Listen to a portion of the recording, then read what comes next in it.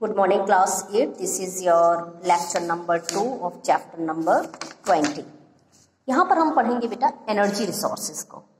ठीक है, energy resources आपके वो रिसोर्सेज होते हैं जिनका हम इस्तेमाल करते हैं पावर को जनरेट करने के लिए। कोल है, जैसे आपका कोयला है, पेट्रोलियम, नेचुरल गैस, वाटर का इस्तेमाल करते हैं हम लोग, न्यूक्लियर फ्यूल्स होते हैं, ये मेन सोर्स है हमारी एनर्जी के। मॉडर्न वर्ल्ड जो है वो हमारा रन होता है पावर पर। आप देखते हो हर चीज हमारी मशीनरी है किससे चलती, पावर से, किसी न किसी तरीके की पावर से वो चलती ही है। ठीक है, तो यहाँ पर हमारे जो रिसोर्सेज की अगर बात करते हैं तो कन्वेंशनल सोर्सेज, परंपरागत। ठीक है, कन्वेंशनल का मतलब होता है परंपरागत आपके सोर्सेज ऑफ एनर्जी जो क्या है। सबसे पहले आता है कोल यानी कोयला। कोयला सबसे ज्यादा एनर्जी के लिए यूज किया जाने वाला रिसोर्स है और ये ऑब्टेन किया जाता है प्लांट से, जो कि आपके दब जाते हैं आपके रॉक्स के अंदर, सेडिमेंट्स के अंदर।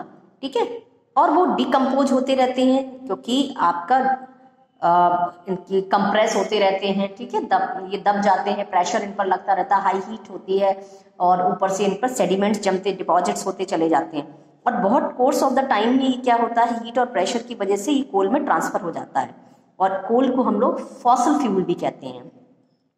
ठीक है, कोल जो है आपका was the basis of the industrial revolution। भाई जो आपका इंडस्ट्रियल क्रांति हुई थी, ठीक है, औद्योगिक जो क्रांति हुई है, कोयला उसका बेस बनाता है लेट आपकी 18th सेंचुरी में। ठीक है, कोल को जलाने से ही आपकी स्टीम पावर जो थी वो आपकी जनरेट करी गई और ये आपका मशीनरी को, फैक्ट्री में मशीनरी को रन करने के लिए एक बहुत बड़ा पावर का सोर्स बना था। रेलवे और शिप को मूव कराने के लिए ये इस्तेमाल किया जाता था। बाद में कोयला जो था वो थर्मल इलेक्ट्रिसिटी को जनरेट करने के लिए भी इस्तेमाल किया जाने लगा। कोल जो है वो पाया जाता है आपका, जो चट्टानें होती हैं, जो सेडिमेंट्री रॉक्स होती हैं, उनके नीचे पाया जाता है। ठीक है, और ये अलग अलग वैरायटी का कोयला हमारे यहाँ सभी जगह पर होता है। ठीक है, क्वालिटी डिपेंड करती है उनमें कार्बन का कंटेनेंट कितना है। ठीक है, उसमें कार्बन का कंटेंट कितना है। और इसमें जैसे आपका एंथ्रेसाइट जो होता है, एंथ्रेसाइट को सबसे फाइन क्वालिटी का कोल माना जाता है और ये लगभग 90% इसमें कार्बन होता है। फिर आता है हमारा बिटुमिनस। जो बिटुमिनस जो होता है वो हमारा सबसे ज़्यादा अवेलेबल रहता है, आसानी से जो मिलता है, जबकि लिग्नाइट और पीट जो होता है वो इंफीरियर वैरायटी होती है आपकी कोल की। वर्ल्ड के जो लार्जेस्ट कोल रिजर्व्स हैं वो आपके रसिया में हैं और अबाउट 1/3 टोटल कोल रिजर्व जो हैं वो वर्ल्ड का ये कंटेन करता है। USA, China, Ukraine, Poland, south Africa, India, Australia, UK, Germany, ये आपके रिच होते हैं कोल रिजर्व्स में। अब हम लोग बात करते हैं पेट्रोलियम की। पेट्रोलियम भी हमारा फॉसिल फ्यूल है और इसकी ग्रेट डिमांड है पूरी दुनिया में और ये आपका डराइव किया जाता है ऑर्गेनिक मटेरियल, जो कि आपका ट्रैप हो जाता है सेडिमेंट्स में। ठीक है, और ये डिपॉजिट कहाँ होते हैं, सी बेड पे। ये ध्यान रखना, कोयला हमारा सेडिमेंट्री रॉक्स में होता है और ये जो ऑयल और पेट्रोलियम है वो सी बेड से निकाला जाता है। ठीक है, मेजर ऑयल फील्ड जो हैं वो लोकेट होते हैं हमारे boundaries of the young fold mountains जो होते हैं, कोस्टल रीजन में होते हैं या ऑफ शोर एरियाज जो होते हैं। पेट्रोलियम सर्व जो है एज सर्व करता है ट्रांसपोर्ट फ्यूल। क्रूड पेट्रोलियम कच्चा, वो आपका is refined to yield petrol. इसको कच्चा जो आपका ऑयल निकलता है, पेट्रोलियम निकलता है, उसे बहुत रिफाइन किया जाता है उसे पेट्रोल बनाने के लिए। फिर डीजल भी होता है, उसी से कैरोसिन भी निकलता है।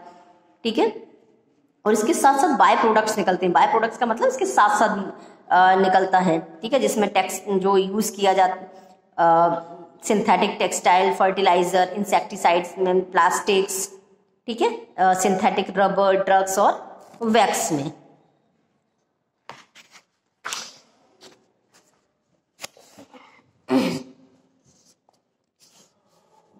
मतलब ये सारी चीजें जो हैं ये पेट्रोलियम के रिफाइन में ही निकलते हैं, जितने प्रोडक्ट अभी आपको बताए हमने। 2/3 जो है टोटल रिजर्व पेट्रोलियम का वो आपका पर्शियन गल्फ में है। ठीक है, यानी साउथ वेस्ट एशिया में। इस रीजन में मेजर पेट्रोलियम प्रोड्यूसिंग कंट्रीज जो हैं सऊदी अरेबिया है, कुवैत है, ईरान, इराक, ठीक है, बहरीन, कतर, यूएई, ये कुछ हमारे इंपॉर्टेंट प्रोड्यूसर हैं इसके आपके ऑयल के, पेट्रोलियम के। ठीक है, अदर इंपॉर्टेंट प्रोड्यूसर जो हैं वो आपके USA, Russia, China, Venezuela, Nigeria, Libya, Algeria, Indonesia और इंडिया भी है। ठीक है, फिर हमारा आता है नेचुरल गैस। नेचुरल गैस हमारी निकलती है पेट्रोलियम के साथ में, सेम जियोलॉजिकल स्ट्रक्चर में। कुछ फील्ड जो हैं आपके यील्ड ओनली, केवल वहां पर नेचुरल गैस निकलती है, और ये मिक्सचर होता है जिसमें हाइड्रोकार्बन्स होते हैं। ठीक है, मेनली मीथेन होती है इसमें, और हालांकि इसमें अदर गैसेस भी थोड़ी सी इंक्लूड होती हैं, इथेन, प्रोपेन और ब्यूटेन भी होती है। नेचुरल गैस की अगर बात करें, ये used as a transport fuel CNG, compressed natural gas में इस्तेमाल होती है, डोमेस्टिक फ्यूल एलपीजी के लिए, और गैदरिंग इलेक्ट्रिसिटी, जनरेटिंग। ठीक है, किसके लिए इस्तेमाल किया जाता है? जनरेटिंग इलेक्ट्रिसिटी के लिए। और ये एज अ रॉ मटेरियल भी यूज किया जाता है फर्टिलाइजर को बनाने में, और पेट्रोकेमिकल्स जैसे प्लास्टिक को बनाने में, सिंथेटिक रबर को और आर्टिफिशियल फाइबर को बनाने में। ठीक है, यूएसए जो है वर्ल्ड्स लार्जेस्ट रिजर्वर है आपका नेचुरल गैस का। रशिया है, नीदरलैंड्स है, Germany, Romania, China, Iran, Mexico, India दूसरे इंपॉर्टेंट प्रोड्यूसर हैं।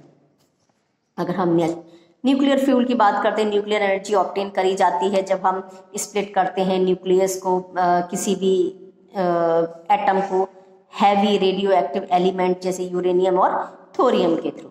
ये प्रोसेस जो है इसको न्यूक्लियर फिजन कहा जाता है, और ये रिलीज करता है बहुत सारी एनर्जी। दिस एनर्जी जो है यूज करी जाती है आपकी इलेक्ट्रिसिटी को जनरेट करने के लिए। न्यूक्लियर पावर स्टेशंस लगाए जाते हैं। ठीक है, और यूरेनियम और थोरियम डिपॉजिट जो हैं वो आपके USA, South Africa, Canada, Russia, France, Brazil और इंडिया में। यूएसए के पास maximum number of nuclear power stations हैं, जबकि UK, Germany, Russia, Ukraine, Japan, Canada, Sweden, India जो है आपके न्यूक्लियर पावर प्रोड्यूसिंग कंट्रीज हैं। अब आप इसको क्या करेंगे, वापस से इसको रीड करेंगे।